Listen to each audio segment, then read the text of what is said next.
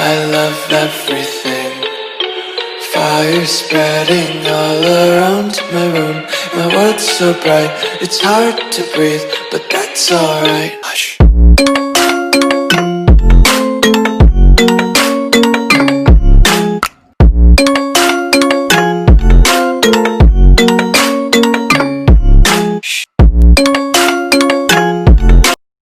Assalamualaikum. Waalaikumsalam. Perkenalkan, nama saya Sahrul Amin. Saya mahasiswa Institut Kesehatan Sumatera Utara. Jadi pada hari ini saya akan melakukan konseling gigi terhadap Bapak. Apakah Bapak bersedia, Pak? Bersedia, Pak? Ya, enggak sibuk Bapak kan? Enggak. Oh iya. Jadi Pak, nama Bapak siapa, Pak? Nama saya Rizal. Rizal ya. Umurnya Pak? Umur 27. 27 tahun. Pak, terakhir nimbang berat badannya kapan, Pak? 1 bulan yang lalu. 1 bulan yang lalu itu di rumah sakit ini atau di tempat lain? Di rumah sakit yang ini. Di rumah sakit ini ya. Kemarin berapa berat badannya? Berat badan 45. 45 ya. Terus tinggi badannya, Pak? 144. 144.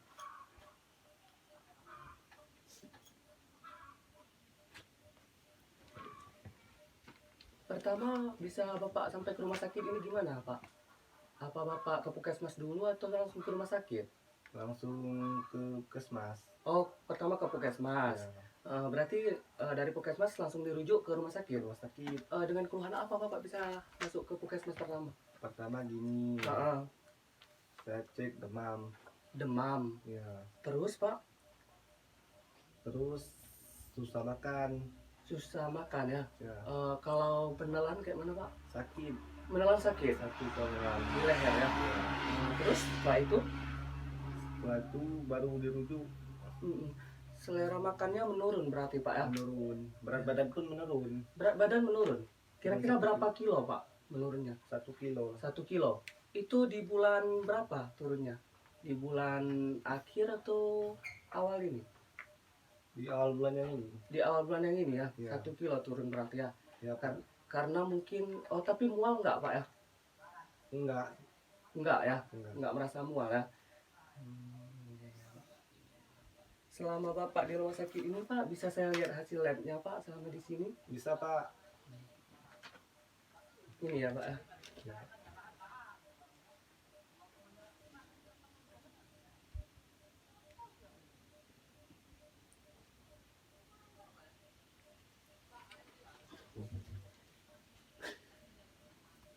Oke Pak. Sebelum Bapak sakit kan, Bapak makannya itu bagaimana Pak? 3 kali sehari atau 2 kali sehari? Biasanya 3 kali 1 hari. Oh, 3 kali sehari ya. Itu ada selingan snacknya, misalnya seperti di siangnya ada makan roti atau cemilan apa? Enggak ada. Nggak ada ya. Itu pas paginya itu makannya berapa centang nasi dalam 1 piring?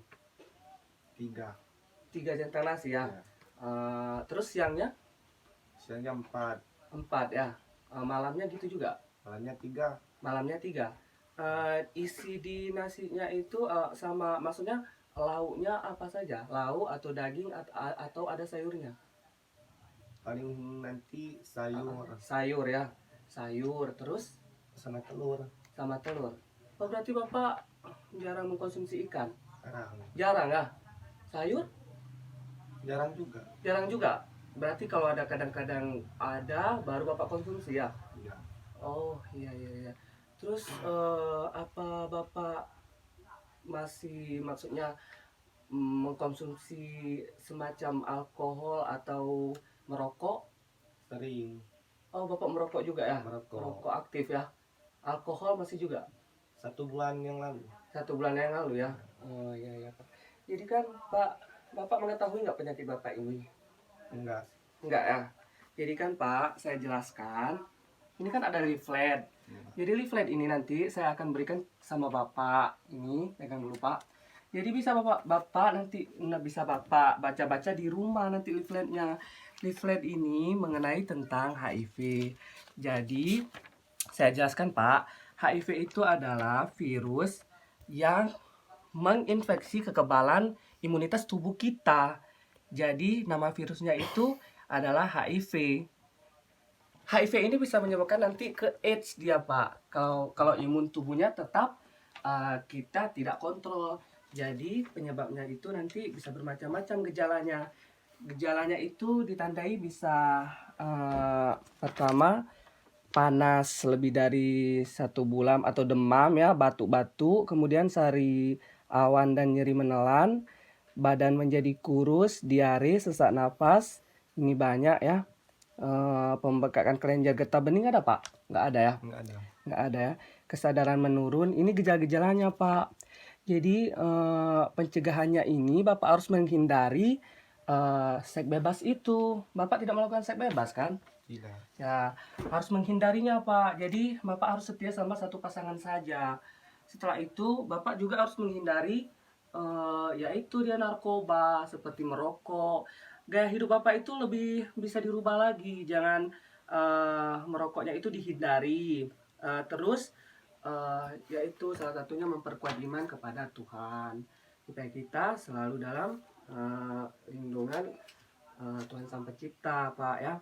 Ya. Jadi cara penularannya itu Pak bisa pertamanya itu dari hubungan seksual, kemudian melalui darah, yaitu transfusi darah, kemudian terpapar mukosa yang mengandung HIV juga. Selain itu juga saat persalinan risiko penurunan melalui air susu ibu atau ASI bisa juga itu diturunkan. Cara penularannya itu Pak. Ini Pak bisa Bapak baca-baca ya.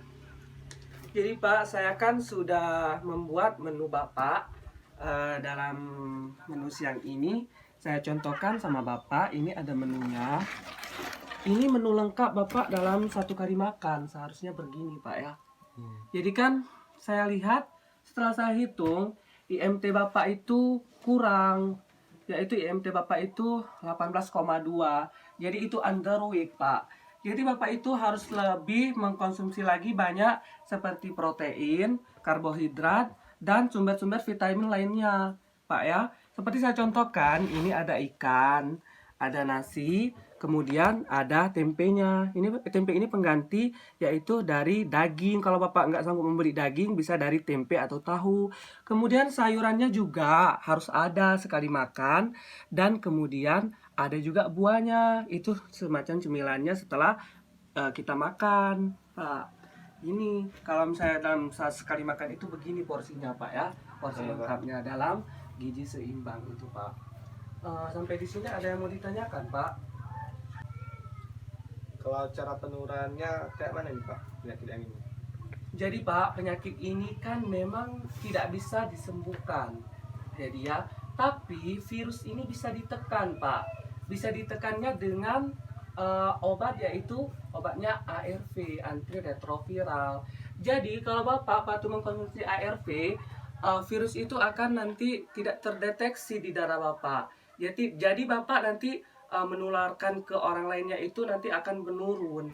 Jadi Bapak kalau rutin mengkonsumsi ARV, maka Bapak nanti tidak bisa menularkan virus itu kepada orang lain. Jadi virus itu bisa menularnya ke satu melalui seksual, gitu ya. Kita ketahui kan menularnya itu tidak mudah. Misalnya kita semacam percikan air liur atau misalnya dari minum itu tidak mudah Pak. Di penularannya itu tidak bisa juga melalui kontak air liur ataupun melalui makanan, itu tidak bisa. Hanya bisa melalui darah ataupun hubungan seksual langsung. Kemudian dari narkoba itu bisa juga melalui jarum suntik. Seperti Bapak ganti-gantian memakai jarum suntik ataupun melalui transfusi darah. Misalnya transfusi darah terhadap pasien yang terkontaminasi HIV, kemudian Bapak transfusi darah di tempat itu, maka Bapak juga akan tertular. Jadi penularannya itu nanti akan lama berjalannya sampai nanti tanda dan gejalanya akan timbul. Jadi Pak, Bapak ini harus meningkatkan imunitas tubuh Bapak. Jadi virus ini akan menekan sel darah putih Bapak. Sel darah putih Bapak Nah, imun tubuhnya nanti akan menurun. Saya lihat di hasil lab ini, Pak, CD4 Bapak itu bagus. CD4-nya tetap tingkatkan, terutama dalam mengkonsumsi makanan itu harus 3 kali sehari. Kemudian cemilannya itu juga harus cukup. Kemudian Bapak juga istirahatnya itu harus cukup. Istirahatnya kayak mana, Pak? Apa cukup 8 jam sehari? Nggak cukup. Nggak cukup ya? Nggak cukup. Oh, berarti selama di rumah sakit ini nggak bisa tidur berarti ya? Susah kali tidur. Susah. Nah, itu dia, Pak. Jadi Bapak itu harus meningkatkan istirahatnya juga, istirahat tidurnya. Kalau dari pola makan ini, kalau misalnya Bapak tidak selera makan, bisa makannya itu sedikit tapi sering. Bapak sedikit-sedikit aja makannya tapi harus sering makannya sampai 6 sampai 8 kali per porsi gitu. 6 sampai 8 kali. Jadi, Pak, saya di sini membuat menu Bapak dalam 3 hari. Menunya itu lengkap, nanti nasinya itu berapa gram di sini lengkap saya jelaskan. Di paginya itu dan ada snacknya juga, di siangnya dan di malam harinya. Bapak nanti bisa baca-baca di rumah dan bisa Bapak lihat makanan yang bisa Bapak konsumsi dalam 1 hari itu. Dan Bapak harus menghindari mengkonsumsi seperti yaitu tadi rokok, alkohol, kemudian makanan yang siap saji. Bapak tahu kan makanan yang siap saji? Seperti misalnya yang dijual di supermarket itu, Pak. Tidak bagus, itu bisa menurunkan imunitas tubuh kita. Apa ada yang mau ditanyakan lagi, Pak? Ada Pak.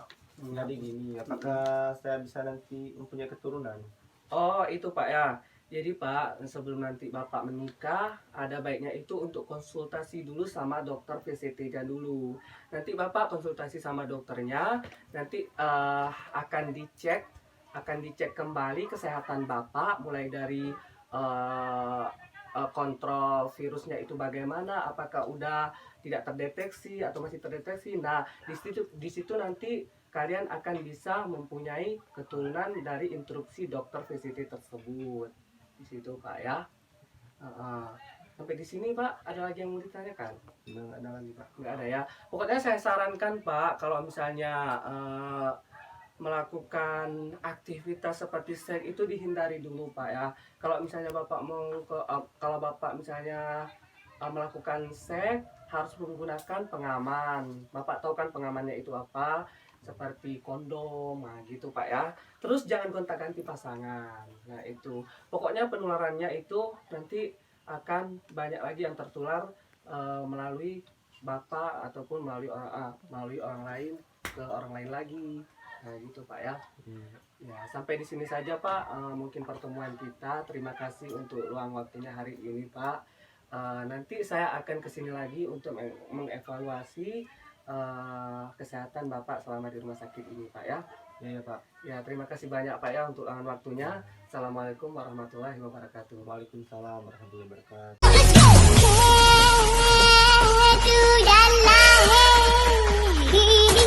Bakar lagi Charlie.